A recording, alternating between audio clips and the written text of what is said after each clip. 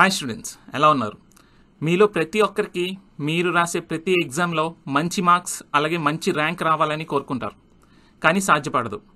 మన క్లాస్లో కొంతమంది ఫ్రెండ్స్ ఎక్కువ ఎఫర్ట్ పెట్టకుండానే మనకంటే మంచి ర్యాంక్ అలాగే మంచి మార్క్స్ స్కోర్ చేస్తారు. మీకు కూడా ఎప్పుడైనా ఇలా అనిపించిందా?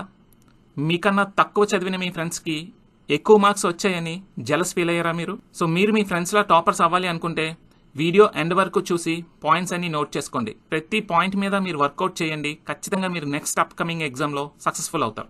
ఒక టాపర్కి అలాగే ఎంత కష్టపడుతున్నా ఎక్కువ స్కోర్ చేయలేని స్టూడెంట్స్కి డిఫరెన్స్ ఏంటంటే, ఒక టాపర్ తన రాయబోయే ఎగ్జామ్ గురించి ముందుగా అనాలిసిస్ చేసుకొని ఒక ప్రిపరేషన్ స్ట్రాటజీని రెడీ చేసుకుంటాడు.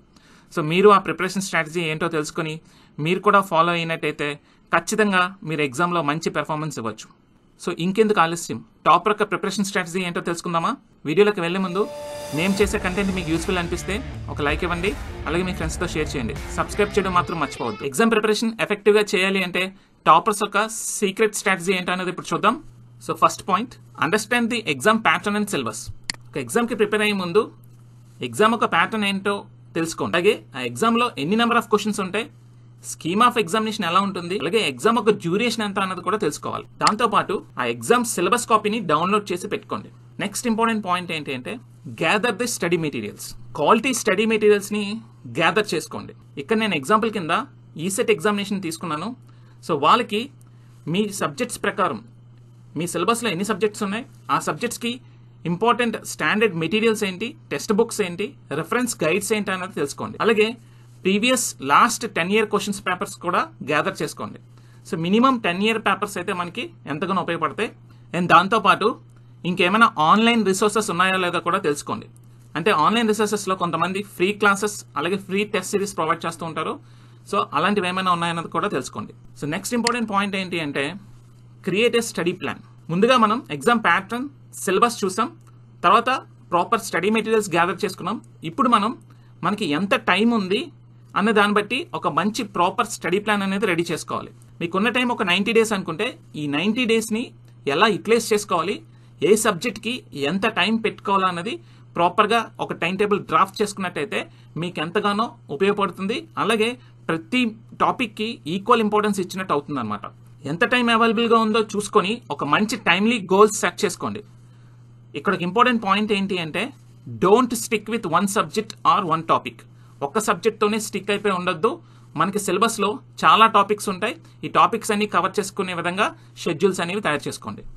So next point, focus on weaker areas. So syllabus download చేసి పక్కన పెట్టుకున్నారు కదా, ఇప్పుడు ఈ సిలబస్లో మీ వీక్ ఏరియాస్ ఏంటి, టాపిక్స్ ఏంటి అన్నది సెలెక్ట్ చేసుకోండి.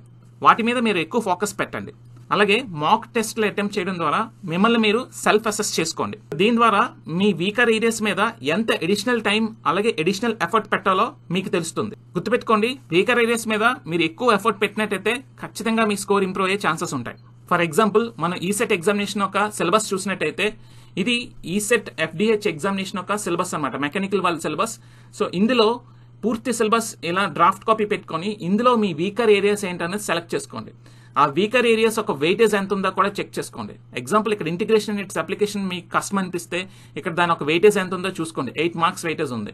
సో దానికి మీరు ఎంత ఎఫర్ట్ పెట్టగలరు అన్నది చూసుకోండి. అలా మొత్తం సిలబస్లో మీకు ఎన్ని వీకర్ ఏరియాస్ ఉన్నాయి, ఆ వీకర్ ఏరియాస్ యొక్క వెయిటేజ్ ఎంత కూడా చూసుకోండి. సో ఈ వీకర్ ఏరియాస్ మీద మీరు కొంత కాన్సన్ట్రేషన్ పెట్టినట్టయితే ఖచ్చితంగా మీకు ఎక్కువ మార్క్స్ వచ్చే అవకాశం ఉంటుంది. So next point, practice regularly. So రెగ్యులర్గా ప్రాక్టీస్ చేయాలి. మన టైం టేబుల్ని పర్ఫెక్ట్గా ఫాలో అయ్యేటట్టు చూసుకోవాలి. ఎక్కడా మన టైం టేబుల్ మాత్రం డీవియేట్ అవ్వకూడదు. అలాగే మీ ప్రాక్టీస్కి ఉపయోగపడే విధంగా ఆన్లైన్ సోర్సెస్ కానీ, టెక్స్ట్ బుక్స్ కానీ, ప్రాక్టీస్ బుక్స్ కానీ ఇవన్నీ కూడా మీరు గ్యాదర్ చేసుకొని వైడ్ వెరైటీ ఆఫ్ మోడల్స్ మీరు చేసినట్టయితే మీ ఎగ్జామినేషన్కి ఎంతగానో ఉపయోగపడుతుంది. మీ స్కోర్ ఇంప్రూవ్ అయ్యే ఛాన్సెస్ ఉంటుంది అనమాట. So next point, take mock tests. రెగ్యులర్గా మాక్ టెస్ట్లు మీరు రాయాలి. దానివల్ల రియల్ టైం ఎగ్జామ్ ఎక్స్పీరియన్స్ వస్తుంది. అలాగే మిమ్మల్ని మీరు అసెస్ చేసుకోవచ్చు. మీ ప్రిపరేషన్ లెవెల్స్ ఎలా ఉన్నాయి, ఇంకా ఎంత ఎఫర్ట్స్ పెట్టాలా అన్నది మీకు అర్థమవుతుంది. మిమ్మల్ని మీరు ఎలా అసెస్ చేసుకుంటారు? ఈ మాక్ టెస్ట్ అలాగే ప్రాక్టీస్ టెస్ట్లు, గ్రాండ్ టెస్ట్లో వచ్చిన పెర్ఫార్మెన్స్ బట్టి మిమ్మల్ని మీరు అసెస్ చేసుకోవచ్చు.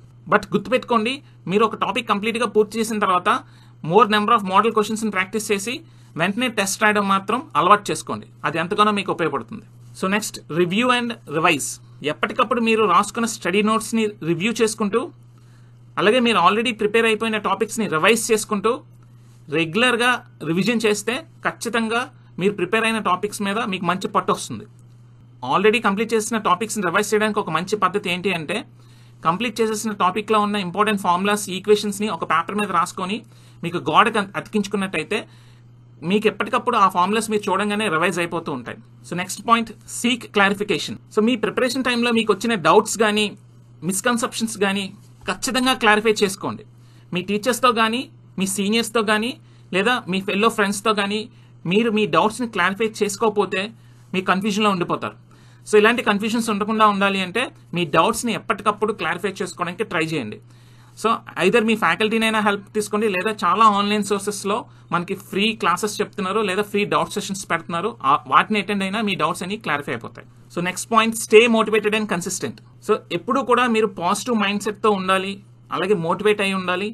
సో ఈ ప్రిపరేషన్ జర్నీ అంతా కూడా మీరు పాజిటివ్ మైండ్ సెట్తో ఉంటేనే ఈ సిలబస్ని ఈ టైం పీరియడ్లో కంప్లీట్ చేయగలరు. ఎక్కడా మీకు నెగిటివ్ మైండ్ సెట్ వద్దు, డీమోటివేట్ అవ్వద్దు. ఇలా డీమోటివేట్ అయినప్పుడు మీ సీనియర్స్లో ఎవరైనా టాపర్స్ ఉంటే, అలాగే మీ ఫ్యాకల్టీస్తో మాట్లాడినట్టయితే మిమ్మల్ని మోటివేట్ చేస్తారు. అలాగే మన ఆన్లైన్లో కూడా చాలా మంది మోటివేటర్స్ ఉన్నారు. సో పర్టికులర్గా మీరు ఏ ఎగ్జామ్ ప్రిపేర్ అవుతున్నారో ఆ ఎగ్జామ్కి సంబంధించిన ఛానల్స్ని ఫాలో అయినట్టయితే ఖచ్చితంగా మీకు మంచి పాజిటివ్ మోటివేషన్ దొరుకుతుంది. అలాగే stay consistent with your study schedule.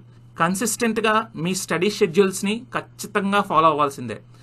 చిన్న చిన్న గోల్స్ పెట్టుకుని ఈ చిన్న చిన్న గోల్స్ని కంప్లీట్ చేస్తూ ఉంటే ఖచ్చితంగా మీరు పాజిటివ్గా మోటివేట్ అవుతారు. ఈ చిన్న చిన్న గోల్సే పెద్ద గోల్ని, అలాగే పెద్ద డ్రీమ్ని ఫుల్ఫిల్ చేస్తుంది. ఓకే, సో డిస్ట్రాక్ట్ అవ్వద్దు, అలాగే డీమోటివేట్ అవ్వద్దు. Last point, practice time management. మీరు కాంపిటేటివ్ ఎగ్జామినేషన్స్ రాసేటట్టయితే టైం మేనేజ్మెంట్ అనేది చాలా చాలా ఇంపార్టెంట్. మీరు ప్రిపరేషన్ టైంలో మీకు క్వశ్చన్ సాల్వ్ చేయడానికి ఎక్కువ టైం పట్టొచ్చు, కానీ మీరు ప్రాక్టీస్ చేసేటప్పుడు ఆ క్వశ్చన్ని ఎంత త్వరగా చేయగలరో మీరు నేర్చుకోవాలి. ఇది నేర్చుకోలేకపోతే ఇచ్చిన అలాటెడ్ టైంలో మీరు క్వశ్చన్స్ అన్నీ కూడా ఆన్సర్ చేయలేరు. So to complete the examination in allotted time you need to practice more. So different short cuts వాడి మీకు ఇచ్చిన క్వశ్చన్ ఎంత తక్కువ టైంలో చేయగలరా అన్నది ప్రాక్టీస్ చేయండి. సో ఇలా ఎక్కువ ప్రాక్టీస్ చేయడం వల్ల మీ స్పీడ్ అండ్ యాక్యురసీ అనేది ఇంప్రూవ్ అవుతుంది.